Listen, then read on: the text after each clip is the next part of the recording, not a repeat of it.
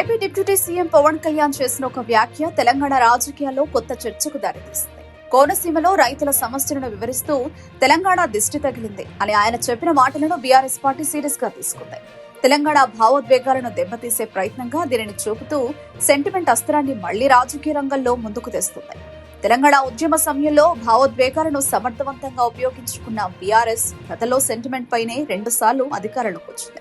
అయితే 2023 ఎన్నికల్లో ఇదే ప్రయోగం లభించకపోవడంతో పార్టీ నిలకడ కోల్పోయింది. ఇప్పుడు పవన్ కళ్యాణ్ వ్యాఖ్యలను కొత్త అవకాశంగా మార్చుకునేందుకు బీఆర్ఎస్ ప్రయత్నిస్తోంది. ఇక మరోవైపు 2 రాష్ట్రాల ప్రజల్లో వైరుధ్యాలు తగ్గిపోయి సహకార భావన పెరిగినాయి. ఈ సమయంలో సెంటిమెంట్ రాజకీయాలు పెద్దగా పనిచేయవన్నది విశ్లేషకుల అభిప్రాయం. పవన్ కళ్యాణ్ కూడా వివాదాన్ని పెంచకుండా మౌనం పాటించడం పరిస్థితిని మరింత శాంతపరిచేలా ఉంది. ఇదిలా ఉండగా రాజకీయ నాయకులు చేసే చిన్న వ్యాఖ్య కూడా పెద్ద చర్చగా మారే కారణంలో ప్రజలు మాత్రం అభివృద్ధి, సమస్యల పరిష్కారం వంటి అసలు అంశాలపైనే దృష్టి పెట్టాలని సూచిస్తున్నది ఈ పరిణామం.